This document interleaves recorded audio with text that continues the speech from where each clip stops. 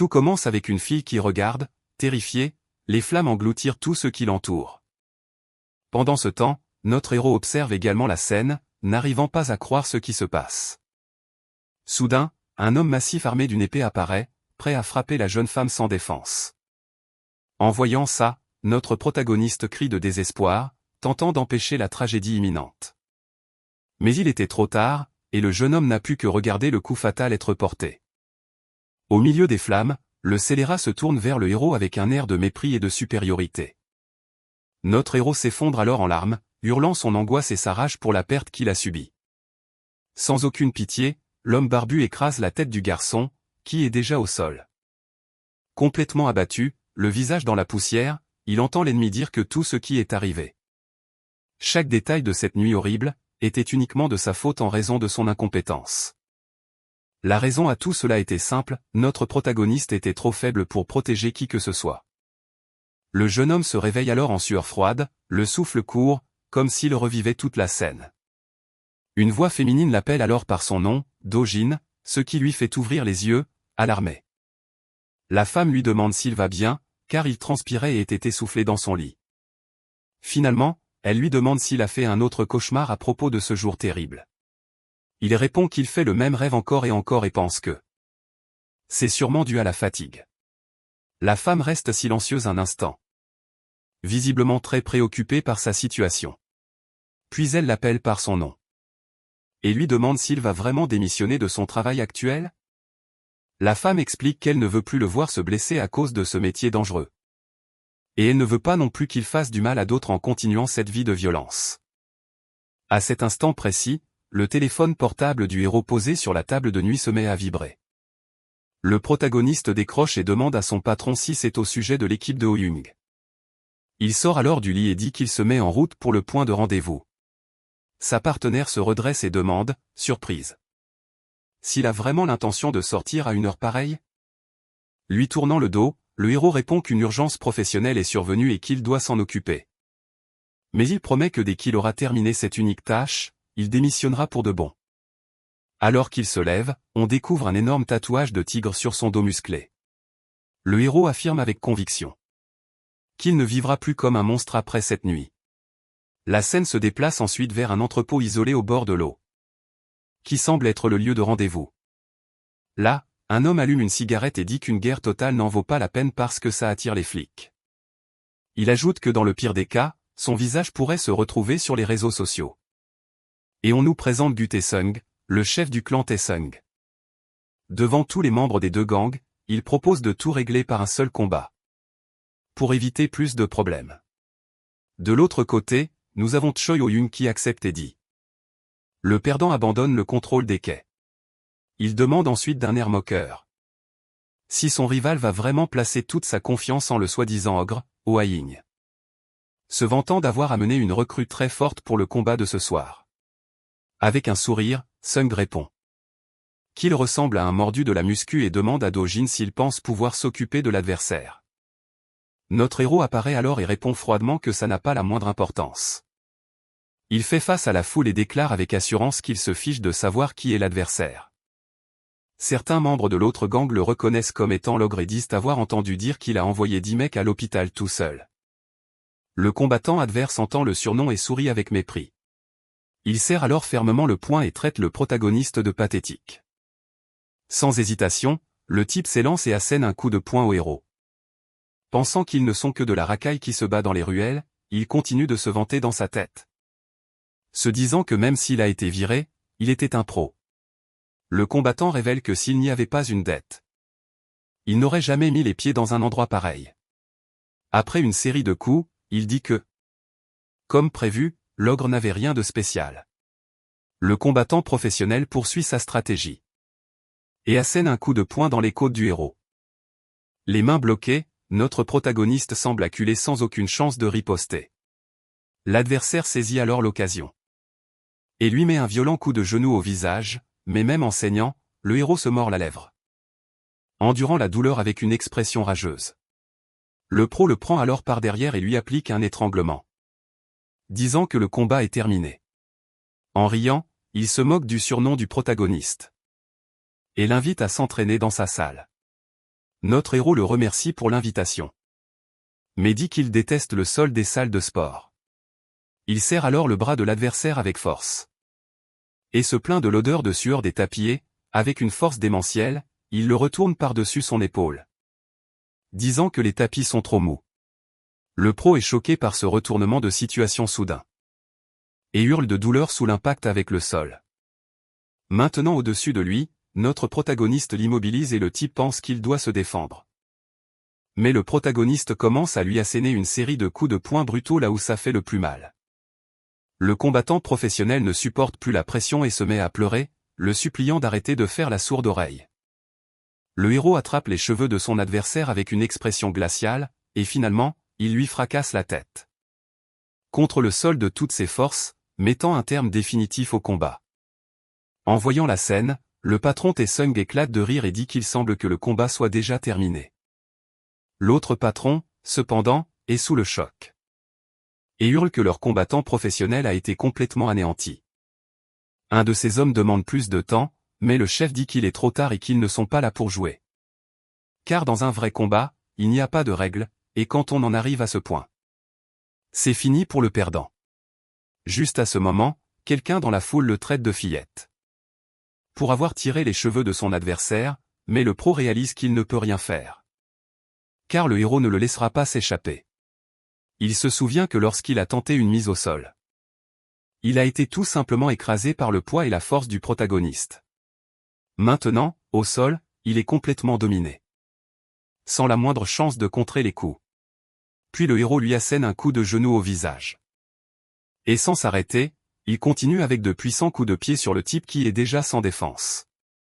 Le visage complètement tuméfié, le professionnel finit par s'évanouir au sol, incapable de bouger.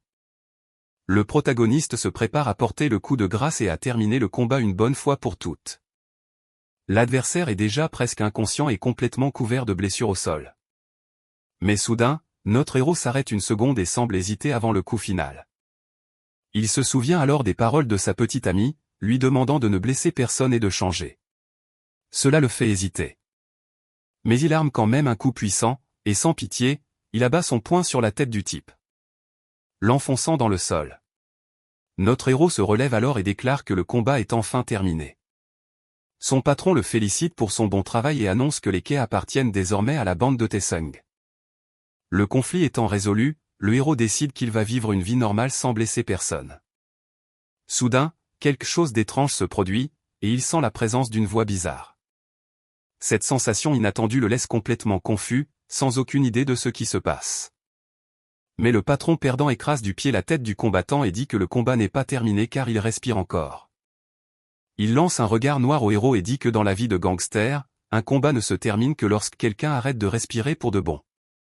D'un regard froid, le chef l'accuse d'essayer de choisir la solution de facilité. L'homme lui pose alors un ultimatum, l'avertissant que si le héros n'achève pas son rival, ils n'auront pas les quais. Le patron perdant le nargue alors, le traitant d'ogre et lui demandant s'il a bien compris le message. Notre protagoniste reste silencieux, ne disant pas un mot, ne montrant aucune réaction. Le chef s'énerve et exige que le héros réponde quand on lui parle. À ce moment-là, le regard du héros change complètement. Et on dirait que quelqu'un d'autre a pris le contrôle. Furieux de ce silence, le chef perdant sort un couteau et menace le héros de l'ignorer. Cependant, avant que la lame du chef rival ne puisse atteindre le héros, une autre la rencontre. Tae-sung l'arrête et dit que le héros ne répond pas, parce que l'autre chef ne fait que dire des bêtises. Alors, le chef de Tae-sung sort aussi un couteau et suggère qu'il règle ça comme des gentlemen. Choi se moque de cette idée de gentleman et se plaint qu'il ne restera pas silencieux pendant qu'un débutant le provoque. Son rival lui rappelle que c'est Choi qui a commencé à parler. Puis demande à Do-jin s'il est d'accord. Avec une expression sombre, le protagoniste dit enfin quelque chose, attirant l'attention de tout le monde. Il demande alors si quelqu'un d'autre voit ça, laissant les deux chefs perplexes. Le chef Tae-sung est complètement perdu et demande de quoi diable son combattant est en train de parler. L'œil de notre héros brille d'un bleu sinistre, tandis qu'il pointe quelque chose que lui seul peut voir. Une flamme bleue captive complètement l'attention du héros. le laissant paralysé. Il fixe la mystérieuse flamme bleue qui flotte dans les airs. Juste en face de lui. Complètement déconcerté, son chef regarde dans la même direction. Mais ne voit rien et demande, confus, qu'est-ce qui est bleu? Le héros se souvient qu'elle est apparue de nulle part. Juste devant lui, le figeant sur place. La flamme l'a laissé immobile, comme s'il était piégé dans un cauchemar. Incapable de bouger. Les yeux grands ouverts, le héros entend de nouveau la voix dire « Réincarnation de Jin Gang ». Une voix mystérieuse parle alors dans son esprit, disant qu'il est temps d'honorer leur contrat. Soudain, la flamme bleue entre par la bouche du héros, laissant tout le monde présent complètement sous le choc. Il se plie en deux de douleur et son chef demande avec inquiétude ce qui lui arrive. Le protagoniste dit avec difficulté que la flamme mystérieuse est en train d'entrer en lui. Son visage exprime une terreur pure alors qu'il sent l'étrange énergie parcourir son corps. À ce moment-là, un vieux souvenir refait surface, et nous voyons plusieurs hommes gisant sur le sol, totalement vaincus. Au milieu des corps, il s'agenouille à côté de la fille qu'il n'a pas réussi à protéger par le passé. Il lui prend le visage et se blâme pour tout, disant qu'il était trop faible pour la sauver. En pleurant, le héros s'excuse auprès de la jeune femme de ne pas avoir pu la protéger du massacre. Une voix lui demande alors s'il désire vraiment sa vengeance tant attendue. L'entité dit alors qu'elle lui prêtera sa force pour qu'il puisse obtenir ce qu'il veut. Pour cela, l'esprit bleu propose un pacte. Et demande au jeune homme d'offrir un sacrifice en retour. Il comprend que la flamme qui semblait être une hallucination était ce que l'être voulait depuis le début. N'ayant d'autre choix, le héros serre les poings et accepte le pacte pour obtenir son pouvoir. Il dit qu'il fournira un sacrifice. Car il y a de nombreuses personnes qu'il veut rayer de la carte. Des larmes de sang coulant sur son visage, il supplie pour obtenir le pouvoir de finalement prendre sa revanche. L'entité bleue l'avertit alors qu'à partir de ce moment, même si son corps venait à pourrir, tant que son âme existera, l'accord entre eux ne sera jamais rompu, pour quelque raison que ce soit. Soudain, ses ongles commencent à pousser et une aura bleue enveloppe complètement sa main. L'esprit déclare alors que le pacte est éternel et qu'il est maintenant son serviteur pour l'éternité. Sur ce, notre héros hurle de douleur tandis que son corps est entièrement consumé par les flammes bleues. La voix mystérieuse conclut en disant qu'il n'est plus humain et qu'il est désormais un monstre. Il hurle alors que les flammes bleues le consument entièrement. Sur ce, l'entité déclare solennellement que le contrat entre eux a finalement été scellé.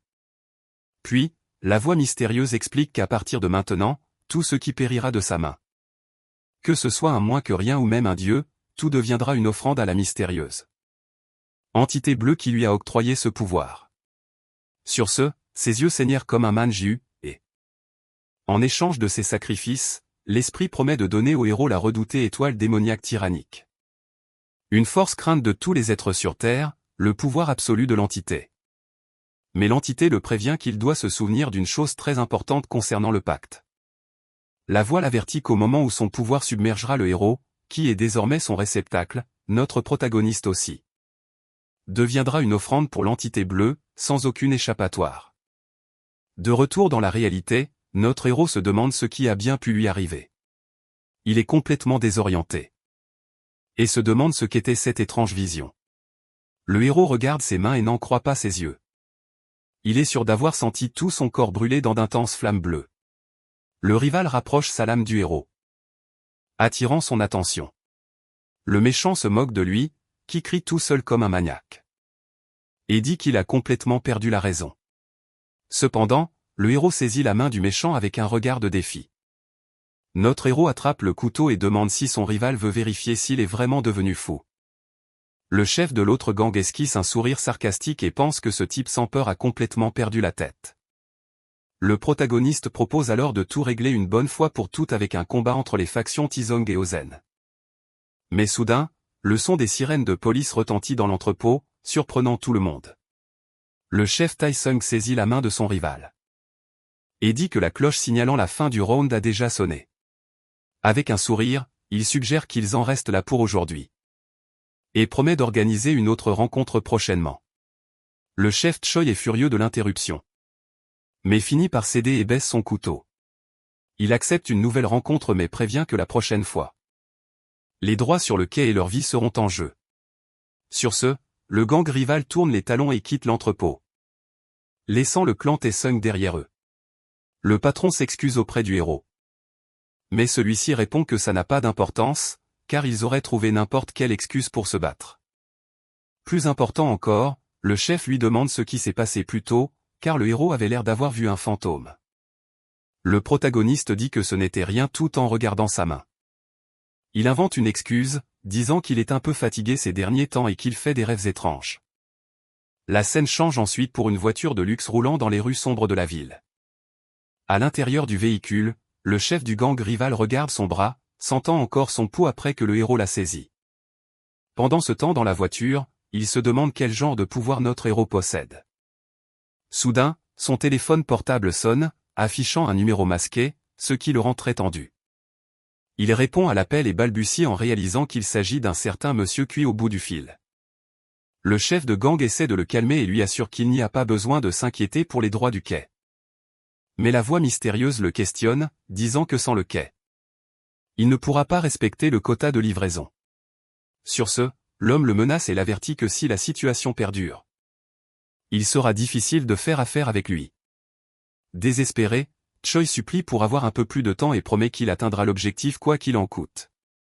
À l'autre bout du fil, un type aux cheveux blancs se plaint que ses cris lui font mal aux oreilles, tandis que le chef de gang continue de suer à grosses gouttes, implorant juste un peu plus de temps. L'homme mystérieux accepte alors. Tout en tenant un objet étrange qui ressemble à un œuf de pierre, il dit qu'il attendra encore un peu, mais que la date limite est avant le lever du soleil aujourd'hui.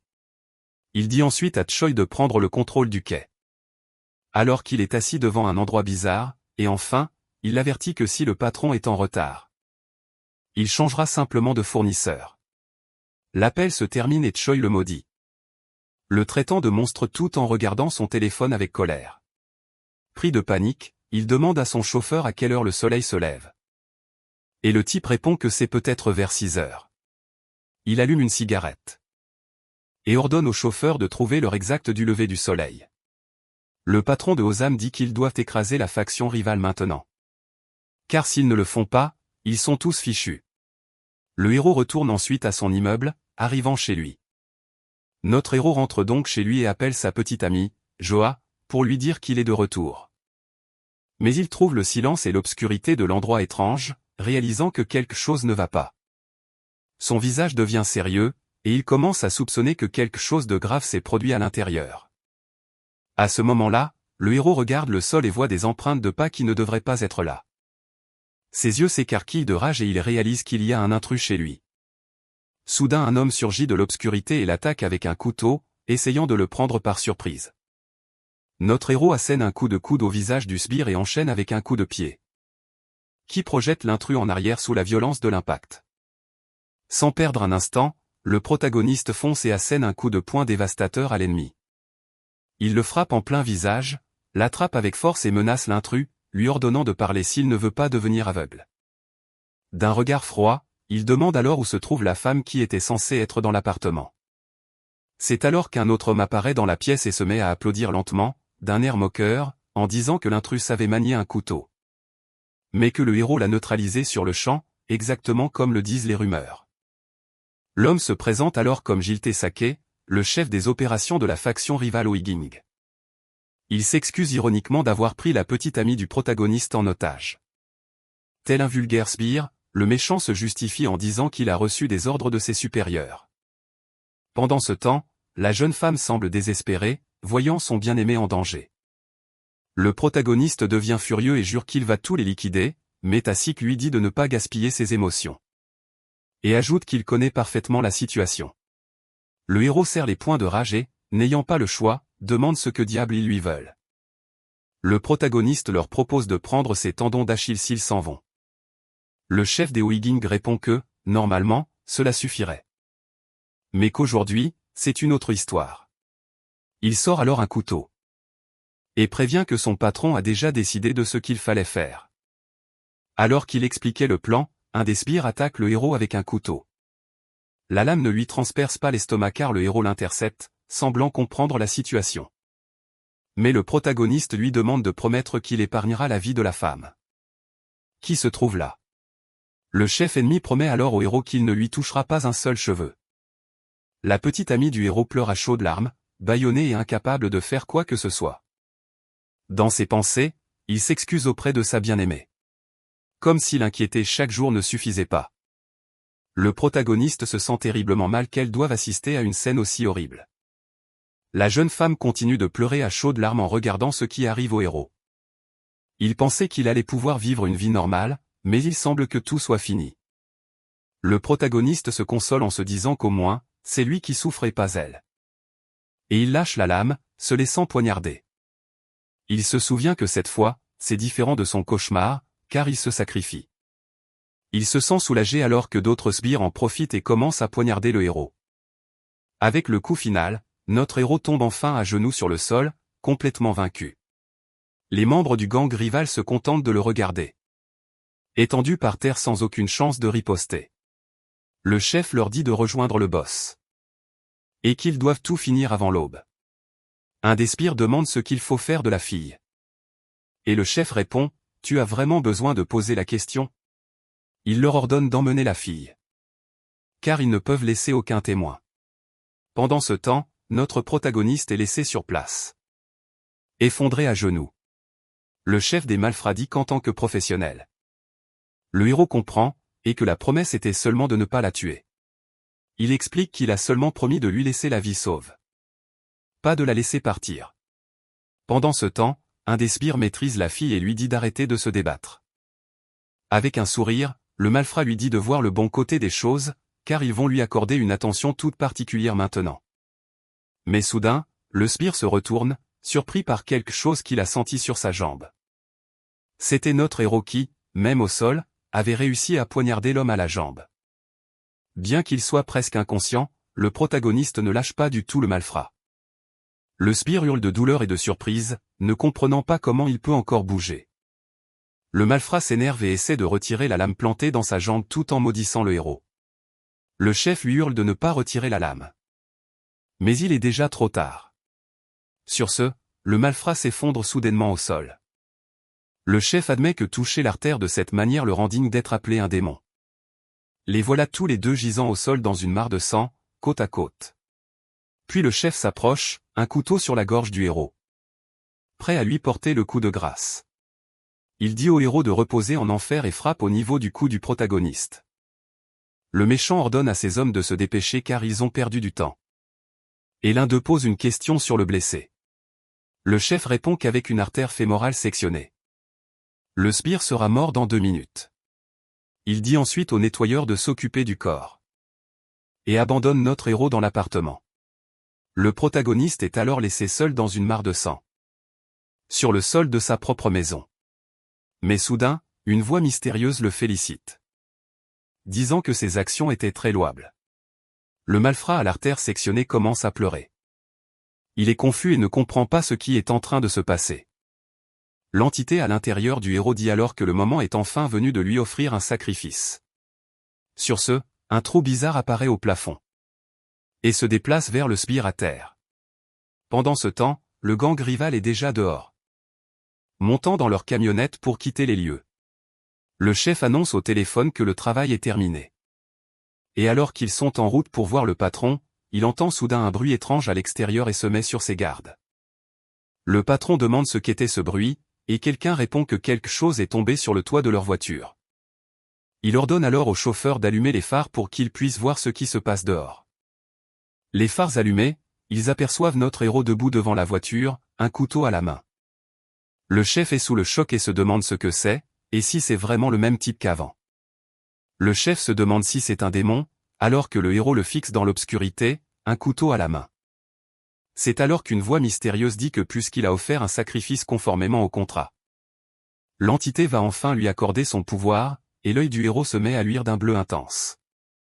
La scène change pour un lieu complètement différent, un mystérieux bar à tarots nommé X.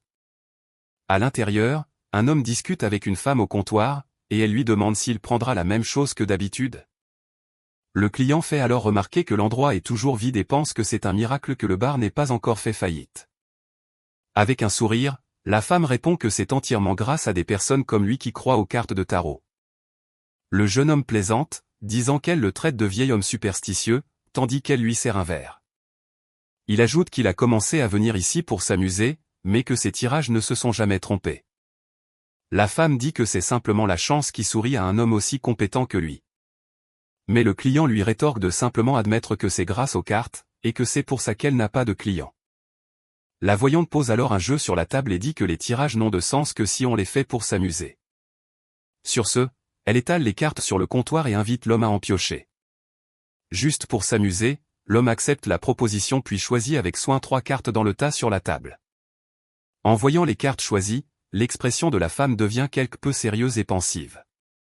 Le client remarque immédiatement le changement sur son visage et lui demande pourquoi elle le regarde comme ça. Elle retourne la première carte et dit qu'elle représente le passé, et qu'elle signifie la victoire pour lui. Ensuite, la femme révèle la deuxième carte, qui est le présent, et représente un état d'accomplissement. Enfin, elle révèle la dernière carte, qui représente le futur et signifie un grand changement. La voyante interprète qu'en raison de ses victoires passées, le patron va connaître un énorme changement. En entendant cela, l'homme est soulagé et dit qu'il pensait que quelque chose de terrible allait lui arriver. Mais la femme explique que la carte de la tour a 2 interprétations possibles, le changement ou.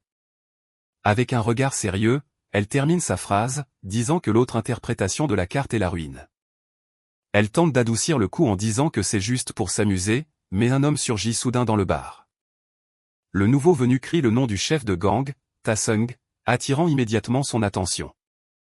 Sur ce, le chef se retourne avec une expression sérieuse. C'était le boss du gang rival, qui se moque de lui parce qu'il boit tranquillement. Il le menace en disant que ce type ne réalise même pas qu'aujourd'hui est le jour de sa mort. Avec un sourire, le boss se moque, disant qu'ils sont bien courageux de travailler encore à cette heure. Le rival s'énerve du calme de Ta-Sung et le traite de crétin arrogant. À ces mots, le méchant ordonne à ses hommes d'en finir avec le chef Ta-Sung une bonne fois pour toutes, mais avant qu'il ne puisse attaquer. Le boss jette sa boisson au visage d'un des sbires. Ta-Sung attrape la lame avec sa main gauche et lui assène un coup de coude au visage avec l'autre. Il saisit l'occasion et arrache la lame de la main du sbire. Il esquive l'attaque d'un autre homme de main. Il court vers les toilettes du bar pour essayer de s'échapper aux ennemis qui l'encerclent. À cette vue, le chef rival devient furieux et hurle qu'ils doivent tout finir avant le lever du soleil. Sur ce, tout le gang ennemi se lance à sa poursuite dans le couloir. Couteau en main, Ta-Sung court jusqu'au bout du couloir et se cache derrière le mur. Un des sbires entre dans le couloir et le traite de rat pour s'être enfui comme un lâche, mais c'était un piège. Et le chef le surprend en le frappant avec un couteau. Le malfrat tente de riposter, mais sa main droite qui tient la lame heurte le mur. Le sbire est complètement sous le choc, ne comprenant même pas ce qui vient de se passer alors que sa lame tombe après avoir heurté le mur. Ta-Sung frappe le sbire à la nuque. En voyant la scène, un des malfrats crie pour appeler le boss, tandis que l'autre sbire tombe, vaincu. Sans perdre un instant, le chef utilise le corps de l'ennemi comme bouclier contre la prochaine attaque. Avec un sourire, il se tourne vers son rival et lui demande s'il sait ce que signifie sa position.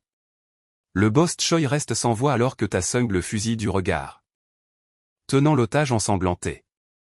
Le chef rival est furieux et comprend que son ennemi a délibérément pris le coin à droite. Ta-Sung explique que c'est la pire situation pour un combattant au couteau. Un coin étroit sur la droite. Dans cette position, la main droite de l'attaquant est bloquée par le mur, tandis que le défenseur peut attaquer librement, mais le boss dit qu'il y a une solution. Envoyer un gaucher plus fort que l'adversaire. Il se souvient alors que par hasard, le boss Choi est gaucher et le regarde d'un air de défi. Ta-Sung le provoque, lui disant d'arrêter d'envoyer ses hommes à la mort et de venir se battre lui-même. On revient sur le héros qui reste debout devant la voiture de son ennemi. À l'intérieur du véhicule, les hommes de main sont choqués par ce qu'ils voient dehors. C'était notre héros avec un œil brillant d'une lueur bleue, et le méchant se demande s'il est un démon. Terrifié, le chef sécure au chauffeur d'appuyer sur l'accélérateur et de déguerpir au plus vite, répète-t-il l'ordre avec plus de force, alors que le chauffeur est encore déconcerté par la situation. Là-dessus, les pneus crissent sur l'asphalte et la camionnette démarre en trombe. Il percute le héros de plein fouet. Même après avoir été percuté, le héros ne lâche rien. Et fracasse la vitre du véhicule avec le pommeau de sa lame. Sous l'impact, le pare-brise vole en éclats. Le chauffeur est totalement paniqué en voyant la vitre se briser juste devant lui. Sans hésiter, le héros fracasse le visage du chauffeur avec le pommeau de sa lame. Il s'introduit alors de force dans le véhicule, animé d'une rage sanguinaire. Avant que l'un d'eux ait pu dire un mot, le protagoniste frappe le cou du chauffeur avec sa lame. Il n'arrive tout simplement pas à croire à la force surhumaine dont le héros fait preuve. L'homme de main à terre, le héros l'achève. D'un coup de couteau impitoyable et bien ajusté. Après avoir éliminé le premier ennemi, il se prépare pour la cible suivante à l'intérieur de la camionnette. Avec un regard démoniaque, le héros se tourne vers l'autre homme de main. Complètement terrifié, le malfrat hurle au protagoniste de rester à l'écart et de ne pas s'approcher. Mais le héros s'en moque et resserre sa prise sur son couteau ensanglanté. Il attaque alors l'homme de main suivant d'un coup fatal au visage, ne lui laissant aucune chance de se défendre. Le chef des malfrats est paralysé par la peur en voyant son autre homme se faire abattre si facilement. Il réalise alors que le héros se bat seulement avec un petit couteau à sashimi. Choqué, Taseok le traite de monstre pour avoir achevé ses hommes de main avec une telle lame. À ce moment-là, le soleil commence à se lever et le héros fait face à sa dernière cible. Le chef se recroqueville de peur, essayant de se protéger de l'attaque imminente de notre héros au regard glacial. Dans la confusion, la voiture hors de contrôle finit par les percuter de plein fouet. Notre héros est projeté au loin. Il roule sur le sol après le choc. Après l'accident, les deux voitures sont immobilisées au milieu de la rue, entourées d'une épaisse fumée. Même blessé, le chef rival se relève et affronte la situation avec un regard déterminé.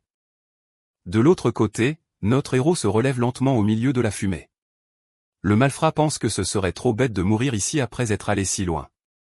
Sur ce, il sort deux couteaux. Et se prépare pour l'affrontement final contre notre protagoniste. Le héros le dévisage en retour, le regard concentré. Prêt pour le combat à venir. Il fonce alors à une vitesse incroyable vers le chef du gang rival. Le malfrat n'est pas en reste et se rue également à l'attaque. Ses deux couteaux en main, tout en analysant le combat. Le chef remarque que les mouvements de notre héros sont trop amples. Il pense que même si le héros est un monstre, il a perdu la tête et qu'il y a peut-être une chance. Croyant avoir trouvé une ouverture, le méchant se prend un coup de genou du héros en plein visage. En un clin d'œil, le héros lui assène un autre coup au visage. Le chef rival recule en titubant sous l'impact, heurtant la voiture. Sur ce, le méchant lève son couteau en l'air, prêt à porter le coup de grâce.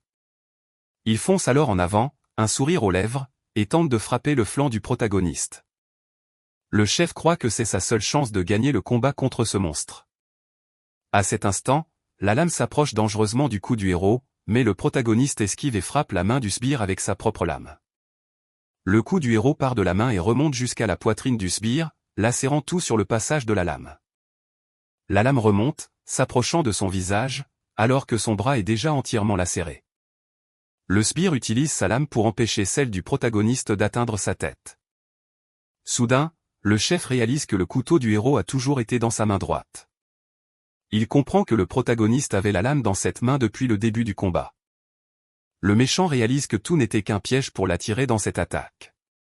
Puis, le héros lui demande ce qu'il a fait de Joa, sa petite amie qui a été kidnappée. Avec un sourire ensanglanté, le chef rival demande s'il parle de cette fille. Il révèle avec un sourire mauvais qu'il a offert la fille en sacrifice à quelqu'un. Le protagoniste, confus, demande de quoi diable il est en train de parler. Le méchant lui dit de ne pas faire l'innocent, puisqu'il a survécu à une gorge tranchée. Et il poursuit en disant qu'il est comme ce monstre qui leur a ordonné d'offrir des sacrifices. Retour au Barex.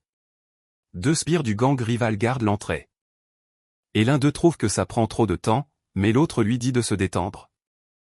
Car ils n'ont qu'à suivre les ordres et surveiller la porte.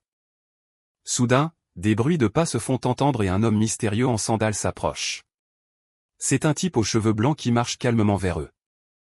L'un des gardes l'arrête alors et lui dit que le bar est fermé, et d'aller voir ailleurs. Mais l'homme mystérieux insiste, disant qu'il doit entrer car il a un rendez-vous. Le sbire s'énerve et l'autre lui dit de se débarrasser du type pour éviter les ennuis. Soudain, le garde qui l'avait arrêté se met à hurler de douleur, laissant son partenaire perplexe. Son cou se couvre de veines saillantes et il ne cesse de hurler, tandis que l'autre demande ce qui se passe. Puis, quelque chose de bizarre commence à pousser, ressemblant à une branche d'arbre sèche. La branche grandit alors et transperce la gorge de l'homme, qui pousse un cri d'agonie absolue.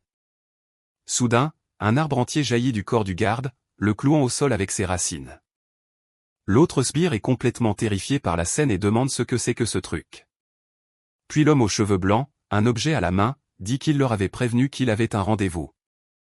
Avec un sourire sinistre, il révèle son visage et dit qu'il s'était promis de se retrouver au lever du soleil. Il entre dans le barex, et le couloir de l'établissement était déjà rempli d'ennemis. Qui avait été vaincu par Ta Sung. Sur ce, un des sbires du camp adverse s'avance lentement. Le sbire tremblait de tout son corps en s'avançant, mais Ta Sung l'attendait derrière la porte avec son arme. Prêt pour le combat. Le sbire, même en changeant le couteau de main, attaque. Ta Sung, en hurlant, mais c'était un cri de peur. Il a attaqué sans réfléchir, le regard baissé. Ta Sung trouve la situation de son ennemi pathétique. Sur ce, il achève son adversaire, le projetant contre le mur. Il se tourne alors vers le chef ennemi et le provoque, lui demandant pourquoi il envoie ses hommes au casse-pipe. Le jeune homme essuie son couteau sur ses vêtements et prévient le boss que ce combat ne se terminera pas si facilement. Il le traite ensuite de lâche et le met au défi de se battre une bonne fois pour toutes. À cet instant, un de ses hommes surgit derrière lui et dit qu'il a apporté ce que le boss a demandé. Le méchant lui ordonne de s'exécuter. Et son homme verse de l'essence pour tout incendier. La forte odeur parvient jusqu'à Ta Sung, qui comprend immédiatement leur plan avec un sourire malveillant. Le chef rival lui dit de rester caché là-dedans comme un rat. Pendant ce temps, ses hommes finissent de déverser l'essence. Et il dit qu'il va le brûler vif. Le méchant sort alors un briquet et se met à fredonner une chanson sur le lever du soleil, mais soudain, l'homme aux cheveux blancs vu précédemment apparaît, marchant calmement. Il fredonne lui aussi une comptine et s'approche des ennemis sans un bruit. Surpris, le boss Choi demande comment ce fameux monsieur Kwe a réussi à entrer sans être vu. Un bouquet de fleurs à la main, l'homme lui rappelle qu'il s'était fait une promesse. Il révèle alors qu'il s'était donné rendez-vous dès le lever du soleil ce jour-là. Nerveusement, le chef du gang essaie d'allumer le briquet et balbutie qu'il a presque terminé. Monsieur Kwe lui tend les fleurs, et le méchant est déconcerté par ce geste inattendu. Avec un sourire sinistre, l'homme aux cheveux blancs remercie Choi pour son travail acharné. Il dit que le chef du gang peut maintenant prendre sa retraite, tandis que le bouquet de fleurs jaillit de son corps. De retour à l'autre combat, notre héros maîtrise le méchant qui se demande s'il est un yokai. Agacé, le protagoniste le foudroie du regard et lui demande s'il se fiche de lui. En crachant du sang, l'ennemi demande si le héros ne sait vraiment pas ce qu'il est réellement. Le méchant explique que le héros est un être qui dévore les âmes et qu'il est l'ennemi naturel des humains. Sur ce, il le fixe du regard et affirme avec certitude que le protagoniste est en réalité un yokai. Le sbire commence à ressentir une douleur très vive dans tout son corps. La douleur semble insupportable. Notre héros se contente de regarder. Le sbire a la lame plantée en lui et ne cesse de hurler. À ce moment-là, des branches d'arbres commencent à jaillir de la poitrine déchirée du sbire.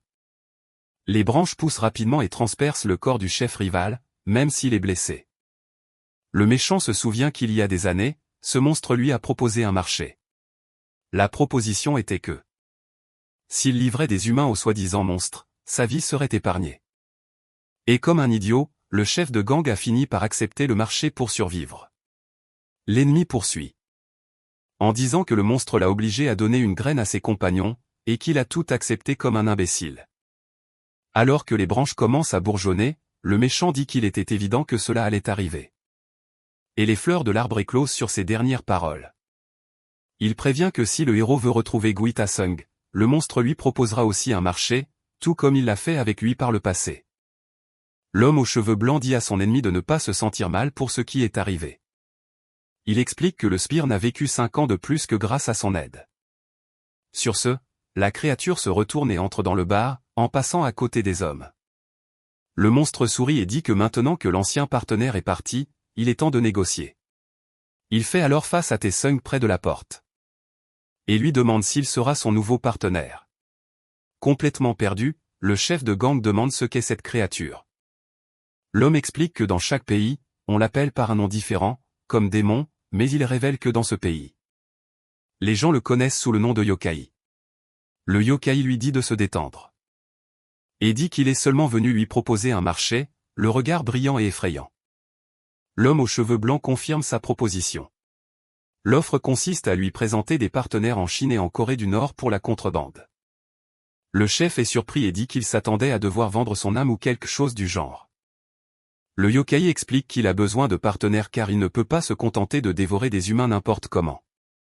Il offre alors tous les bénéfices de l'affaire au gang du patron Taesung. En échange, le chef doit simplement choisir 10 humains en bonne santé et les lui envoyer chaque semaine. Le chef de gang demande s'il finira comme Choi en cas de refus. Le yokai répond que oui, mais qu'il est sûr que le jeune homme vivrait bien plus longtemps que son ancien partenaire. La créature le complimente, affirmant qu'il est bien plus intelligent et compétent après tout, mais avec un sourire aux lèvres. Taesung s'excuse et se prépare à refuser la proposition. Il révèle alors qu'il y a 3 choses. Qu'il ne vendrait jamais sa vie de gangster. D'un mouvement rapide, Taesung tranche les doigts du yokai. Derrière le yokai, il assène un autre coup au visage de la créature. Après ces frappes, il se tient là avec un sourire confiant. Il saisit l'occasion et tranche les tendons d'Achille du monstre, alors que le yokai trébuche à cause du tendon sectionné. Taesung énonce sa deuxième règle, il ne vendrait jamais de drogue. Alors qu'il porte plusieurs coups dans le dos du yokai, Taesung lève ensuite son couteau pour l'attaque finale. Tout en révélant la troisième chose. Soudain, un bras de monstre vert saisit son poignet, stoppant son attaque. Le yokai dit alors qu'il retire ce qu'il a dit sur le fait que le jeune homme était intelligent. À cause de son attitude, mais avec un sourire, il ajoute que c'est pour ça qu'il l'apprécie. Car il n'a ressenti aucune peur. Sur ce, la créature l'attrape au cou avec force, laissant le jeune homme sans souffle. À ce moment, l'être révèle sa forme monstrueuse et dit qu'il va lui donner une chance spéciale. Il lui montre alors une graine étrange ornée d'un crâne. Et dit au jeune homme de l'avaler. La créature promet que s'il le fait, elle pardonnera son attitude précédente et en plus de ça, le monstre promet de restaurer son bras droit sectionné. Mais même en train de se faire étrangler, le chef de gang se met à ricaner. Face à cela, la créature est perplexe et lui demande pourquoi il rit comme ça. Le jeune homme répond que c'est drôle de voir comment Monsieur Choi s'est finalement avéré utile. À cet instant, il utilise le briquet et le jette dans l'essence, et lorsque le briquet touche le sol, les flammes se propagent. Le feu l'entourant, il révèle que la troisième chose, c'est lui-même. Et qu'il ne vivrait jamais comme un lâche. Taesung affirme qu'il n'acceptera jamais le marché de la créature, même s'il doit y périr. Avec un sourire de défi, il répète qu'il ne vivra pas comme un lâche. Hors de question. Le yokai se met à rire sinistrement, amusé par l'attitude du jeune homme. La créature trouve toute la situation hilarante et rit sans s'arrêter du courage de son adversaire. Il le traite alors d'idiot et explique qu'une petite flamme comme celle-ci ne l'éliminera pas si facilement. Le monstre se moque de ce que le jeune homme a dit sur le fait de ne pas vouloir vivre comme un lâche. Avec un sourire terrifiant. Il dit qu'entendre ça ne fait que lui donner encore plus envie de le voir souffrir. La créature le tire alors plus près d'elle. Et dit qu'elle veut voir l'expression pathétique de Taesung. Il lui murmure alors à l'oreille que les gens ne meurent pas du feu, mais de la fumée. Le monstre révèle une de ses bouches bizarres et explique que tant qu'il peut respirer, il continuera de souffrir pendant très longtemps avant de finalement mourir. L'être continue, disant que la douleur viendra par vagues et que le jeune homme sentira son corps cuire. La créature dit qu'elle a hâte de voir le visage pathétique du chef de gang la supplier, mais soudain, le yokai est surpris par quelque chose et ses yeux s'écarquillent de confusion. Avant que l'homme ne puisse brûler, un extincteur tenu par quelqu'un apparaît. Celui qui tient l'extincteur est le protagoniste, qui demande si cette chose est vraiment un monstre. Sans hésiter, il pulvérise le contenu de l'extincteur au visage de la créature, recouvrant tout de fumée de toutes ses forces. Il continue d'appuyer sur la gâchette pour ne laisser aucune chance à son ennemi. Profitant de la fumée, il court et utilise la bonbonne en métal comme une arme, frappant la tête du yokai. Le coup est si puissant que l'adversaire est projeté en arrière, incapable de réagir à cette attaque surprise. Le coup atteint le monstre de plein fouet, montrant la puissance de l'impact de l'objet. Le protagoniste s'approche alors et demande où se trouve la femme qui a été utilisée comme sacrifice. À ce moment-là, l'être révèle ses queues grotesques et encercle le jeune homme, qui ne semble pas intimidé. La créature demande avec un sourire pourquoi il veut savoir. Puisqu'il va mourir de toute façon, mais le héros reste imperturbable et fonce une nouvelle fois sur son adversaire, sans aucune peur et avec un de ses yeux brillants d'une lueur bleue. Il mord violemment l'épaule de la créature bizarre. Le monstre est complètement abasourdi et se demande ce qui peut bien se passer, en regardant la lueur bleue dans l'œil du jeune homme. Le yokai se demande s'il est en fait un allié. Il dit ensuite que le protagoniste ne ressemble pas à l'un des siens. Et l'accuse d'avoir volé son sacrifice, mais il réalise vite que les monstres d'aujourd'hui sont inutiles car ils ne savent pas si l'adversaire est plus fort. L'une de ses queues s'approche. Et il dit au jeune homme d'arrêter de vivre dans la honte et de simplement périr. Soudain, une lumière bleue apparaît dans la poche du monstre. Et cela le rend confus. Sur ce, le yokai sort une petite pierre bleue qui brillait intensément dans ses mains. L'objet mystérieux continue de résonner. Et il se demande ce qui provoque cela. Puis il réalise que cela signifie qu'il y a une connexion avec le monde des ténèbres juste à côté, avec un sourire. Il trouve cela fascinant, car cela ne s'est pas produit depuis plus de 300 ans, mais sans crier gare, la créature attaque le héros d'un coup puissant, le projetant au sol. Le protagoniste s'évanouit. Et l'être dit qu'il le laissera en vie pour aujourd'hui car il a de bons appuis. Il se demande alors pourquoi les gens du monde des ténèbres passeraient un pacte avec quelqu'un d'aussi faible, en saisissant un fruit étrange. Le monstre dit qu'il a toujours voulu rencontrer quelqu'un des enfers. Il se vante, affirmant qu'il ferait honnêtement un bien meilleur travail que le protagoniste. Puis il murmure au masque, disant que s'ils regardent, ils n'ont qu'à appeler. On voit un véhicule rouler à toute vitesse. 2 hommes arrivent en camion à un certain endroit. Et l'un d'eux demande si c'est le point de rendez-vous. Il s'arrête alors devant un immense entrepôt. Et l'un d'eux trouve étrange d'avoir une planque là. Il dit que s'il vendait des gens comme esclaves, il le ferait près de la côte, pas dans un endroit aussi vaste. Son partenaire lui demande alors pourquoi il se soucie de ce qu'ils font des gens. Il ajoute qu'ils ne font que ce qu'on leur dit et ouvre la porte du camion. En ouvrant la porte du camion, il y a des gens ligotés, et il leur dit à tous de sortir. Un homme de main leur crie de se dépêcher et menace de les traîner dehors de force s'ils n'obéissent pas. Parmi les otages, on voit une fille recroquevillée dans un coin, l'air complètement anéanti. L'un des hommes de main s'énerve alors contre la fille et la tire brutalement par les cheveux. Il hurle, demandant si la fille est sourde, et lui ordonne de sortir de là immédiatement. Mais en la regardant de plus près, il réalise que la fille a un regard totalement vide. Le type remarque qu'elle est complètement ailleurs, comme si elle n'était plus vraiment là. Une goutte de sueur perlant sur son visage, il se demande ce qu'ils ont bien pu faire à cette fille. À ce moment, un flashback révèle que le jeune homme est en fait un policier infiltré dans le gang. Son chef dit qu'être le deuxième de la classe est une bonne chose. Car le premier de la classe attire trop l'attention, alors pour le bien du pays. Le chef Jang Sung-chul lui demande s'il aimerait être un héros. Le jeune officier est surpris par ce terme. Le chef explique que les cas de personnes disparues s'accumulent et que le gang a des connexions internationales. Par conséquent, la mission du jeune officier est d'enquêter sur le groupe en l'infiltrant en tant que l'un de ses membres. 1 an plus tard, une guerre des gangs a ouvert un poste de livreur pour le policier infiltré. Et grâce à cette chance, il a finalement été témoin de l'opération de trafic humain de ses propres yeux. Cela l'a mené au quartier général des partenaires du gang alors qu'il traînait la fille kidnappée. Il avait déjà fait son rapport à son chef et pensait que la police arriverait d'un moment à l'autre pour mettre fin à tout ça. Mais quelque chose d'inattendu se produit, et le policier est sous le choc, ne comprenant absolument rien à la situation. Soudain, son partenaire de livraison sort une dague, et une atmosphère tendue s'installe. Le type hurle, demandant ce qui se passe, car ils avaient tout fait comme prévu. Un homme avec une cicatrice étrange dit que ce sont les ordres du patron, et que l'accord avec le gang est terminé. Il révèle alors qu'ils ne sont plus des partenaires, mais également un produit à vendre. Le partenaire du policier est furieux et hurle le mot produit, n'en croyant pas ses oreilles. Mais l'homme à la cicatrice dit calmement que se battre est inutile et qu'il devrait accepter son sort. Ignorant l'avertissement, le jeune homme resserre sa prise sur la poignée de sa dague. Et avec un cri de rage, il fonce sur l'ennemi pour se battre pour sa liberté. Sans effort, l'homme à la cicatrice esquive la lame, puis avec une vitesse incroyable. Il assène un coup de poing puissant à l'attaquant. Le coup fait mouche, et le partenaire du policier est projeté au loin. Déjà KO, le boss dit qu'il ne vaut plus rien maintenant et ordonne de le jeter. Ou de le donner gratuitement à un client.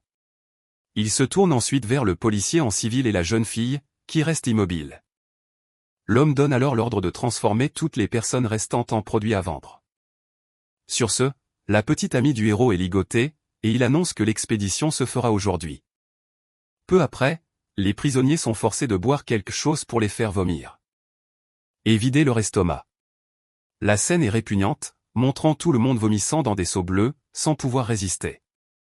Pour ne rien arranger, un des sbires saisit un tuyau à haute pression pour les laver. Allongés sur le sol, les captifs sont brutalement lavés à grands jets d'eau pour les nettoyer. Un homme encapuchonné demande combien de produits sont pour le partenaire, et il répond qu'il y a 2 pièces premium. Le boss pointe du doigt et ordonne que 2 soient emballés en tant que premium et le reste en standard. Après cela, ils sont tous alignés et emmenés par des hommes encapuchonnés dans une autre pièce. Le policier réalise qu'on les prépare pour l'extraction. Et les traite de fous, mais il se dit qu'il doit juste tenir un peu plus longtemps. Car les renforts sont en route. Avec un regard déterminé, le policier reste ferme. Attendant l'aide qui arrive. Devant lui, sa petite amie semble avoir perdu tout espoir. Le regard complètement vide. Le policier s'excuse alors auprès d'elle pour ce qui s'est passé plus tôt. Essayant d'attirer son attention. Il demande ensuite à la jeune fille de tenir bon et de ne pas abandonner. Car de l'aide était en route. À cet instant, il réalise que ses paroles d'encouragement étaient aussi pour lui-même, mais soudain ses yeux s'écarquillent de pure terreur face à quelque chose de choquant. Le policier aperçoit alors plusieurs étagères remplies de corps, empilés de manière macabre. Pour nier la terreur qu'il ressentait, il se força à continuer d'avancer dans ce cauchemar. On voit ensuite un bâtiment sombre. On voit notre héros les yeux fermés. À ce moment précis, il se réveille enfin d'un sommeil ou d'une perte de connaissance forcée. Le héros se réveille dans un lit inconnu et réalise qu'il n'est plus sur le lieu de son dernier combat. Complètement désorienté, le héros se demande où il est et ce qui s'est passé après l'affrontement. Puis le souvenir du combat contre ce yokai lui revient très clairement à l'esprit. Il semble assimiler le souvenir du monstre tout en essayant de comprendre sa situation actuelle. Soudain, une femme mystérieuse apparaît à la porte de la chambre et lui demande s'il a bien dormi. Le héros, surpris et complètement déconcerté, demande à la femme qui elle est vraiment. Elle commence alors à se présenter et révèle qu'elle était la propriétaire du bar de tarot qui a pris feu. La femme prétend également être celle qui a sauvé la vie du protagoniste de ces flammes mortelles. Et enfin, elle dit être aussi la personne qui exorcise les yokai comme lui. En l'entendant se qualifier d'exorciste, le jeune homme grince des dents de colère. Et se souvient que l'enfoiré qui l'a attaqué a dit la même chose, ce qui le met en colère et le fait hurler. Il demande de quoi tout le monde parle et nie être un yokai, mais la femme lui ordonne de se taire. Et dit qu'elle l'a seulement sauvé parce qu'il pourrait être utile. La femme le menace alors. En disant qu'elle peut l'exorciser quand bon lui semble et de plus, un poignard à la main. Elle le foudroie du regard et poursuit son explication. Elle observe ensuite le corps du protagoniste. Et déclare qu'aucun humain normal n'a un tel physique. À ces mots, le héros regarde ses propres mains. Choqué et confus par ce qui se passe. L'exorciste explique qu'un yokai peut se régénérer. Même avec le cœur transpercé ou des membres sectionnés, elle ajoute que tant que la tête est intacte, il se régénère comme des insectes. Le protagoniste l'interrompt alors pour lui demander ce qu'est un yokai, bon sang. La femme tire une bouffée de sa cigarette. Elle explique que ce sont des êtres qui volent des corps humains pour vivre cachés parmi la population. Dans cette pièce macabre, il continue d'avancer. Le policier infiltré que nous avons vu plus tôt est là et se demande ce que c'est, complètement terrifié. Un homme encapuchonné s'approche de lui et utilise un étrange appareil sur son cou sans crier gare. L'objet envoie une violente décharge au sbire en face de lui, sous le choc le jeune homme tombe au sol, impuissant. Tandis que les autres regardent. Allongé par terre, le sbire se tord de douleur. incapable de se relever après cette attaque surprise. Le policier infiltré hurle, les traitant d'ordures pour avoir blessé des gens sans hésiter, mais l'homme encapuchonné révèle que les victimes ne sont pas encore mortes. Un homme aux cheveux blancs apparaît et explique qu'il a seulement endommagé leurs vertèbres pour les paralyser. Il poursuit en disant que maintenant ils peuvent voir, entendre et ressentir la peur, mais qu'ils ne peuvent pas bouger. Le méchant sourit et appelle ça la spécialité de la maison, un produit pour les clients paresseux. L'officier est furieux et hurle que la police va arriver d'un moment à l'autre pour les arrêter. Il poursuit alors sa menace, en disant que tous les présents passeront le reste de leur vie en prison, mais soudain son chef apparaît en disant que l'odeur est déjà délicieuse. Choqué, le jeune policier n'en croit pas ses yeux et balbutie le nom de son supérieur, complètement perdu. Le chef sourit et félicite le jeune homme pour son travail acharné. Pour avoir espionné le gang à sa place. L'albinos demande alors si le policier est l'un des plats spéciaux. Et le chef confirme ce soupçon avec un sourire bizarre. Le supérieur dit qu'il n'y a pas besoin de l'emballer car il le mangera ici même. Il commence alors à défaire ses vêtements, se déshabillant complètement. Il s'approche ensuite et dit qu'il a très faim, ce qui plonge le policier dans une panique totale. Totalement terrifié, le jeune homme demande à son chef ce qu'il est en train de faire. Le supérieur répond qu'il a une réunion dans 2 heures et qu'il n'a donc pas le temps de se changer. Le policier panique et son chef lui dit de rester tranquille et de ne pas bouger, puis soudain le visage de son supérieur commence à s'ouvrir de façon bizarre. Le policier est complètement terrifié par la transformation grotesque de son ancien chef. La créature dit alors que l'odeur de la peur du policier est exquise. De retour à la conversation. Le héros demande s'il se mêle aux humains et dévore les gens. L'exorciste confirme. Et dit que de nombreux crimes dans le monde sont en fait l'œuvre de ces esprits. Elle ajoute qu'il ne cherche qu'à chasser et à se nourrir d'humains. Elle attrape ensuite le rideau et l'écarte. Elle révèle alors qu'elle ne pensait pas que c'était lui, mais son patron, Gutson.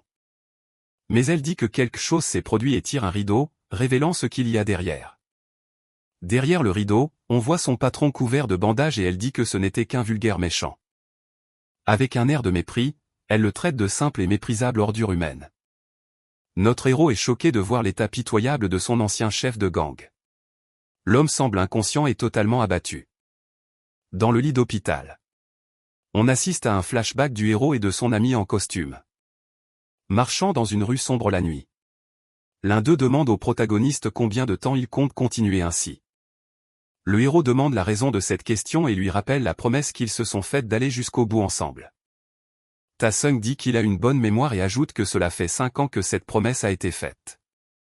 Mais il affirme que le héros n'a pas besoin d'aller jusqu'au bout avec lui cette fois-ci et le délit de son serment. Surpris par ce changement soudain, le protagoniste demande la raison de cette attitude étrange. Soudain, une femme apparaît devant eux et son partenaire lui demande ce qu'il voulait dire par là. On voit une jeune femme s'approcher des 2 hommes avec une expression sereine. Le partenaire la salue alors et s'excuse de retenir le protagoniste jusqu'à si tard. Il dit alors au héros que ce n'est pas avec lui qu'il doit faire tout ce chemin. Et il explique alors que son ami a une chance de vivre une vie normale et non comme un démon. De retour dans le présent, le protagoniste demande à l'exorciste comment il peut trouver cet esprit. La femme le regarde alors et lui demande ce qu'il fera quand il aura enfin trouvé sa cible. Il dit que ce monstre lui a pris la personne la plus précieuse au monde. Et qu'il mettra fin à tout ça. La femme dit qu'il pourrait être utile. Mais l'avertit qu'il n'a aucune chance de vaincre la créature. Le héros révèle alors que dans son rêve, les flammes lui ont parlé, ce qui laisse l'exorciste perplexe. Il explique que la flamme a dit que tout ce qui a une âme, peu importe ce que c'est, avec une expression terrifiante, il termine en disant qu'elle lui donnerait du pouvoir. La scène change alors pour une manifestation où quelqu'un se plaint de la condamnation d'un terrible criminel. On voit plusieurs manifestants avec des pancartes exigeant que l'homme soit renvoyé en prison immédiatement. Des policiers surveillent la foule alors qu'on apprend que le coupable a été libéré il y a une semaine. Un journaliste explique qu'en plus des manifestants, il y a des streamers qui créent une scène chaotique sur place. L'un des streamers crie au criminel de sortir et de se battre comme un homme. Sans se cacher. Un homme tatoué promet à ses spectateurs qu'il s'introduira dans la maison dès qu'il atteindra 1000 vues. Un autre streamer dit qu'il mangera 20 bols de ramen pour prier pour la mort du criminel. La foule continue de crier et de se bousculer, créant une énorme agitation dans la rue. À l'intérieur de la maison, le criminel se plaint du bruit et se demande de quoi tout le monde parle dehors.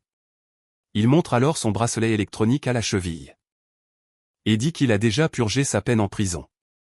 Avec un regard de fou, il pense qu'il ne devrait peut-être pas supporter ça et qu'il devrait simplement tout les liquider. Son regard révèle toute sa folie et ses sombres intentions envers la foule bruyante. Soudain, notre héros apparaît devant le criminel avec un marteau et un air très sérieux. Le criminel lui demande alors qui il est et comment diable il a réussi à entrer chez lui. Sans répondre, le protagoniste se contente de fixer le criminel d'un regard froid et déterminé. La scène revient à la conversation. Et la femme demande si la créature lui a offert du pouvoir en échange d'un sacrifice. Le protagoniste confirme alors les soupçons de la femme avec une réponse simple et très directe. La femme tire alors une autre bouffée de sa cigarette tout en réfléchissant avec un air déterminé. Elle se tourne vers lui et lui propose de conclure un marché. Le héros est surpris par la proposition et répète le mot marché, sans bien comprendre. Elle explique qu'elle va lui donner une liste de criminels suspectés d'être des yokais pour qu'il aille tous les éliminer. Elle dit que s'ils sont des yokais, c'est bon pour elle car elle peut les exercer, et pour lui car il peut gagner en puissance sans hésitation. Le protagoniste accepte le marché mais dit qu'il a une petite condition. Il demande alors combien il y a de suspects et s'ils sont assez nombreux pour qu'il puisse vaincre la soi-disant reine. Avec un sourire confiant, la femme lui dit de ne pas s'en inquiéter du tout.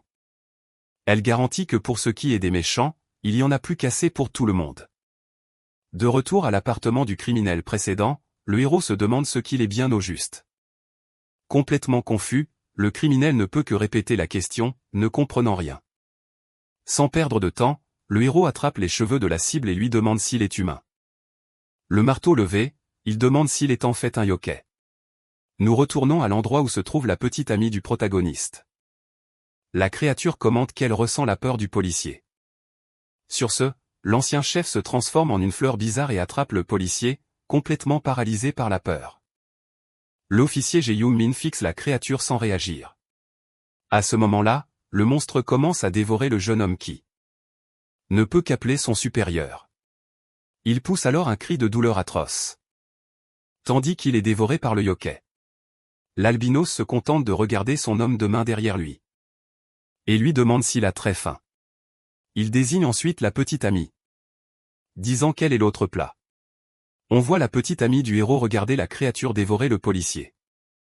Le yokai qui attaquait le policier attrape alors la petite amie du héros, mais étonnamment, la femme ne montre aucune peur et fait face à la créature. Le monstre se demande si elle est devenue folle et se lamente de ne pas pouvoir se nourrir de son âme. Cependant, il dit que sa chair semble être de haute qualité et se prépare à l'attaque. La créature ouvre alors sa bouche grotesque, se préparant à attaquer la femme sans pitié. La femme, cependant, esquisse un léger sourire et pense que ça n'a finalement pas pris trop de temps. Avec un regard serein, elle dit qu'elle peut maintenant aller voir un homme nommé Dojin. Soudain, l'albinos attrape le bras de l'autre monstre, l'empêchant d'attaquer la femme. L'homme aux cheveux blancs s'excuse et dit qu'il lui préparera un autre plat spécial, et avec un regard sérieux. Il déclare que cet humain n'est pas un produit à consommer. L'autre monstre devient furieux et demande pourquoi il interrompt son repas. La créature hurle alors que cet humain lui plaisait et qu'elle va la dévorer tout de suite. L'albinos lui demande d'être patient et promet un autre plat spécial pour le lendemain, mais le monstre crie qu'il a faim maintenant. Le yokai continue alors sa crise et dit à l'homme aux cheveux blancs de ne pas se mêler. L'albinos le traite alors d'épouvantail qui ne peut même pas se nourrir d'âme, avec une poigne ferme. Il dit à la créature de se calmer et la foudroie d'un regard glacial. Le monstre prend peur et s'excuse, disant qu'il s'est emporté. Celui aux cheveux blancs se tourne alors vers ses sbires et lui dit de préparer un autre plat pour le chef.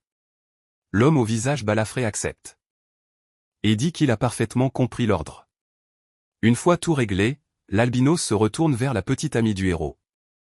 Il lui fait alors face et dit qu'il va la retirer de la liste des produits à vendre et à consommer. L'homme aux cheveux blancs, souriant, dit qu'elle parle peut-être d'un ami.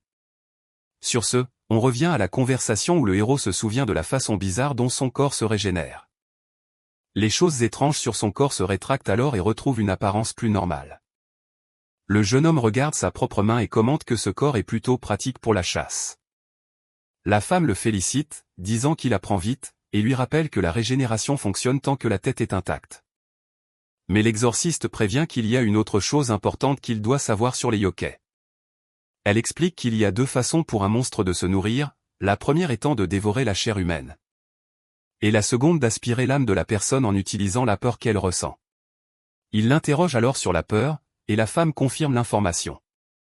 Et dit qu'un yokai peut absorber l'âme d'un humain qui le craint. Elle révèle qu'il a toujours une âme humaine. Et que par conséquent, le héros ne doit jamais ressentir de peur face à eux. La scène revient à la confrontation. Et le protagoniste tient les cheveux de la cible, l'interrogeant sur son identité, le marteau levé. Il répète la question, voulant savoir si l'homme est un humain ou un monstre. Le criminel panique complètement et hurle, demandant pourquoi le héros fait ça sans aucune pitié. Notre héros fracasse alors la tête du sbire avec le marteau. L'homme tombe au sol, et le protagoniste se tient au-dessus de lui. Le regardant d'un air froid et sans émotion, le visage éclaboussé de sang. Le héros reste silencieux un instant, le temps d'assimiler. Le corps du criminel gît immobile sur le sol. Après l'attaque brutale. Le héros sort alors son téléphone portable. Et appelle l'exorciste pour lui rapporter ce qui s'est passé à la maison. Il l'informe ensuite qu'il a eu la cible. Et révèle que c'était juste un humain ordinaire, pas un yokai. La femme lui demande s'il a vérifié si l'homme était vraiment mort pour de bon, et le jeune homme le confirme. Mais elle se demande comment il peut en être si sûr sans preuve concrète de la situation. Et elle lui demande s'il est sûr que c'était la vraie tête. Et soudain, le héros est attaqué. Un coup de pied puissant le frappe en plein fouet et l'envoie voler avec force contre le mur du salon. Le criminel, qui était censé être hors de combat, se relève et fait soudainement preuve d'une agilité surhumaine. D'un bond, il se positionne pour attaquer à nouveau, laissant le protagoniste complètement sous le choc. Le corps de l'homme commence alors à se tordre, mais il finit par se retrouver au-dessus du protagoniste. Le héros parvient à trouver une ouverture pour attaquer la créature, mais avec une force immense, le yokai cloue les bras du héros au sol. Le monstre le foudroie du regard et dit qu'il n'a pas l'air humain, et avec un air furieux. Le monstre lui demande finalement si notre protagoniste est un exorciste. Soudain, le pied du yokai se transforme de manière grotesque. Et il s'en sert pour immobiliser le bras du héros. Avec un visage déformé, la créature se plaint que les choses finissent toujours comme ça. Pendant qu'il parle, un œil bizarre s'ouvre sur son ventre. Et il se lamente sur sa malchance, mais le monstre révèle alors sa véritable tête. Et lui demande s'il pense qu'il va perdre. Notre héros est sous le choc. Et le monstre le traite de novice pour ne pas avoir trouvé sa vraie tête. Il révèle alors sa forme d'araignée. Et demande si le héros est paralysé par la peur à cette vue. La créature s'approche alors et dit qu'elle en avait marre de se retenir tout le temps, mais avant que le monstre puisse finir. Le héros frappe quelque chose dans l'œil de la créature. Sous le coup, la créature hurle de douleur. Et est projetée en arrière par la force de l'impact. Notre héros dit que le monstre parle trop. Et, le marteau à la main, confirme que c'est bien la tête. Sans perdre de temps, le héros assène alors un coup violent sur la véritable tête de l'ennemi. La tête écrasée, le monstre est à l'agonie et se demande comment un simple humain a pu l'attaquer. Dans un dernier acte de désespoir, la créature tente d'attaquer le protagoniste une fois de plus. Mais notre héros dit calmement qu'il peut tout deviner rien qu'à ses mouvements. Il ajoute que le monstre a l'air fort, mais que ses mouvements indiquent qu'il ne s'est jamais battu sérieusement. Sur ce, la créature tente de faire une clé de bras au héros. L'attaque du monstre semble atteindre le protagoniste. Le monstre parvient à saisir le héros avec ses bras. La créature le nargue alors et lui demande ce qu'il va faire sans son marteau. Et le menace de lui briser le dos. Le héros relève la tête avec force. Préparant un coup de tête, notre héros le frappe avec un violent coup de tête. Le marteau à la main, il dit qu'il était curieux de savoir quel genre d'êtres incroyables étaient les yokais. Mais il conclut que le monstre n'est rien de plus qu'une petite frappe de quartier qui ne sait que faire peur aux autres. Tombé au sol, la créature est en plein désespoir. Incapable d'y croire. Le monstre lui demande alors ce qu'il est, et le héros se contente de le fixer avec un regard terrifiant. La scène revient à la conversation, où la femme l'avertit de ne jamais craindre les yokais. De peur de se faire dévorer. En entendant cela, le jeune homme esquisse juste un petit sourire. Comme s'il trouvait sa recommandation amusante. L'exorciste, alors confuse, l'interroge. Qu'est-ce qu'il y a de si drôle? Il regarde sa propre main. Et lui demande si elle pense vraiment qu'il a encore peur, et avec un regard plein de haine. Il dit qu'il ne craint pas ceux qui lui ont pris tout ce qu'il aimait. Il ajoute qu'à partir de maintenant, celui qui devrait avoir peur, ce n'est plus lui, mais les yokais. Et les yeux brillants. Il porte le coup de grâce à cette créature. Quelque temps après, on frappe à la porte de l'appartement du yokai désormais mort. Dehors, ils annoncent que son appareil électronique a été endommagé. Et menacent d'enfoncer la porte. L'un des policiers crie alors furieusement, demandant si l'homme pensait pouvoir couper son bracelet électronique et s'échapper. Mais à peine entré dans les lieux, le policier est complètement sous le choc. Lui et son partenaire sont paralysés d'horreur. Et l'autre policier couvre sa bouche pour s'empêcher de vomir. L'un d'eux crie alors que c'est une scène de crime. Car le corps de la cible gît sur le sol, complètement déchiqueté. On voit ensuite un très grand hôpital. Ensuite, un bulletin d'information annonce que le criminel a été retrouvé mort à son domicile. Une semaine après sa libération. Le journal télévisé précise également qu'il a eu un arrêt cardiaque. Et que sa tête et d'autres parties de son corps ont été mutilées. La police enquête maintenant sur l'affaire comme un homicide par vengeance. En raison de l'état du corps. Assis dans une chambre d'hôpital, le partenaire de l'exorciste demande pourquoi un monstre irait en prison. La femme répond que même les yokais ne peuvent pas se révéler au grand jour. Car un monstre plus puissant les éliminerait.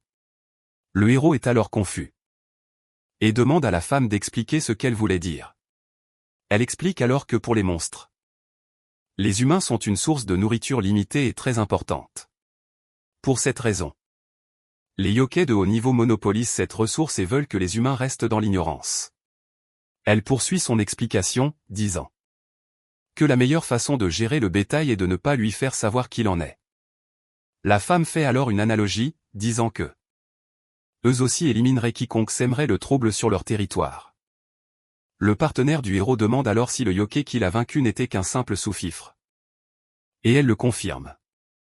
Elle révèle que les monstres sont divisés en 7 niveaux. Et que le criminel appartenait au plus bas de tous. Notre héros serre alors le poing. Et leur demande de lui trouver un véritable adversaire la prochaine fois. Il regarde le lit de la jeune fille et dit qu'il doit devenir plus fort et plus rapide pour pouvoir la sauver bientôt. L'exorciste dit alors qu'elle s'apprêtait justement à le faire. Mais le prévient qu'il doit être préparé à ce qui arrive. D'un air sérieux, elle l'avertit qu'il s'agit d'un monstre puissant. Et qu'il dépasse l'imagination humaine. Lui tendant une photo, le héros la prend. Et demande si l'homme sur la photo est un monstre et si elle en est sûre. Elle répond que ce n'est pas certain, mais qu'il y a de fortes chances. Et lui demande s'il le connaît.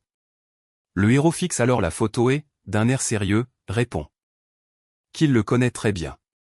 Il révèle alors que cet homme est celui qui les a fait entrer dans ce monde de chasseurs de yokai. La photo à la main. Il révèle que c'était leur ancien patron, ce qui surprend le héros. Nous avons un autre flashback du héros datant d'il y a des années. Juste après, dans le flashback, on voit le héros frapper un malfrat à plusieurs reprises. Il était sur le point de se faire surprendre par une attaque. Il a fini par être frappé à la tête avec une barre de fer. L'agresseur maudit le héros alors qu'il titube, mais soudain une basket vole dans sa direction. Et l'homme sourit d'un air très sinistre. Puis l'ami de notre héros a porté un coup au malfrat qui était au sol. Son ami lui crie de se relever, sinon il finira par se faire piétiner. Mais Ta Sung est projeté avec force et ne peut pas réagir aux attaques de l'ennemi. Suite à cela, les deux jeunes hommes se retrouvent au sol, complètement vaincus par l'homme plus fort. Le héros crie alors désespérément le nom de Ta Sung alors que le sang coule sur sa tête. Soudain, un groupe de voyous apparaît, et le chef se plaint d'avoir à s'occuper de gamins. Il leur demande alors pourquoi ils se sont mêlés des affaires d'adultes et dit qu'ils devraient être en train d'étudier. Le héros hurle alors qu'il force les enfants de l'orphelinat à vendre des choses illégales. Le chef du gang s'en fiche et demande quel est le problème, puisqu'ils ne sont que des orphelins. Le visage rempli de rage, le protagoniste maudit le voyou, incapable de se retenir. Le chef leur dit alors de ne pas s'inquiéter et qu'il les laissera vivre car ce ne sont que des enfants, mais il ajoute que même ainsi, ils doivent être punis pour l'audace de l'avoir défié. D'un regard froid, il ordonne alors à son homme de main de bousiller les jambes des deux jeunes hommes. Il dit qu'il va faire ça pour qu'ils ne puissent plus jamais défier un adulte de leur vie. Soudain, une voix mystérieuse se fait entendre et demande s'ils n'ont pas honte d'utiliser des armes contre des enfants. Les deux jeunes hommes sont surpris et regardent l'homme qui est soudainement apparu pour les aider. C'était leur ancien patron, qui les reconnaît comme les soi-disant rois des ruelles de ce quartier. Ta-Seung dit alors à cet homme de partir avant d'être gravement blessé. Mais le nouveau venu se contente de rire et commence à marcher vers les voyous, en enlevant sa veste. Il commente que les personnes plus âgées aiment se mêler des affaires des autres. Le chef des voyous est confus et demande ce que diable ce type est en train de faire. Avec un sourire confiant, l'homme les défie et demande s'il doit commencer le combat en premier. Avant qu'il ne puisse réagir, l'homme plus âgé plante ses doigts dans les yeux d'un des malfrats avec une attaque précise. Il frappe le cou du chef, qui hurle de douleur sous la violence de l'impact.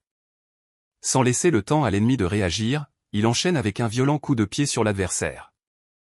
Après avoir mis le chef à terre, il se tourne vers les jeunes hommes et dit qu'il va leur apprendre comment se battre réellement. Il poursuit sa leçon et dit qu'on ne doit pas affronter les ennemis un par un dans un combat de groupe. Un des sbires tente alors de l'attaquer avec une batte. En hurlant de rage, mais l'homme l'attrape par la tête et explique qu'il faut voir le groupe entier comme un seul ennemi. Sur ce, il assène un coup de poing au sbire et dit d'attaquer d'abord le point le plus faible pour gagner. Alors que le sbire est projeté au loin, l'homme plus âgé l'attrape par le bras. Sans perdre de temps, l'homme poursuit sa démonstration avec un autre coup violent et précis sur l'ennemi. Avec deux sbires à terre, il explique que l'important n'est pas de vaincre tous les adversaires. Un autre sbire tente alors de l'attaquer par derrière avec un couteau, mais il se retourne et frappe le cou de l'ennemi, disant que le but est de briser leur volonté de se battre. Le coup est précis, et le sbire est touché à un point vital, s'effondrant au sol sur le champ. Les autres voyous sont paralysés par la peur. Et le chef se demande qui diable peut bien être ce type. L'homme mystérieux sourit et dit qu'un ennemi sans volonté de se battre n'est plus un véritable ennemi, juste un type à la sale gueule. Il explique que les vaincus deviennent des obstacles pour les autres sbires. Alors qu'il explique cela, il esquive le coup d'un sbire sournois. Il attrape alors un autre voyou sans lui laisser la moindre chance de réagir. D'un coup brutal, il fracasse la tête d'un autre sbire contre le sol avec une force incroyable. Le sang du voyou gicle alors sur le mur sous la violence de l'impact. En souriant, l'homme se tourne vers les jeunes et leur demande d'où viendra la prochaine attaque. L'un des héros répond alors que le prochain coup viendra de la gauche. Impressionné par le combat, l'homme esquive l'attaque et prépare un violent coup de poing droit au menton du sbire. Le coup atterrit en plein dans le visage du sbire. Se tournant vers les jeunes, il commence à faire le bilan du combat et demande ce qu'il faut faire contre un groupe. Le héros répète alors que le but est de briser la volonté des ennemis, de continuer à se battre. L'homme le félicite, en disant qu'il apprend très vite. Il ramasse au sol la lame du sbire tombée. Le chef, désespéré, commence à reculer de peur, suppliant l'homme d'arrêter. Effrayé, il jure qu'il ne touchera plus jamais aux enfants, et demande que le combat se termine ici. Le combattant sourit et dit qu'il va le laisser en vie, puisqu'il a promis de ne plus jamais les importuner, mais il ajoute que le voyou doit quand même être puni. Et lui plante le couteau dans l'épaule alors que le chef hurle de douleur. L'homme sourit et dit qu'à partir de maintenant, il ne défiera plus les adultes. Le couteau à la main, il déclare que ce combat lui a ouvert l'appétit, pendant que le chef de gang hurle de douleur. Une fois l'affaire réglée, il se tourne vers les deux jeunes hommes et leur demande s'ils ont mangé. Et avec un sourire amical, l'homme les invite à manger, en disant qu'il leur offrira quelque chose de bon. De nos jours, ils se retrouvent dans un restaurant. On voit alors que le vieil homme est là. Le héros salue formellement son ancien patron. Le vieil homme rit et dit qu'il est à la retraite depuis longtemps et qu'il n'est plus un chef de gang. Avec un air sérieux, il commente alors avoir entendu l'histoire et que l'ami de Tazin a fini par être blessé. Le héros confirme alors l'information avec une expression désolée.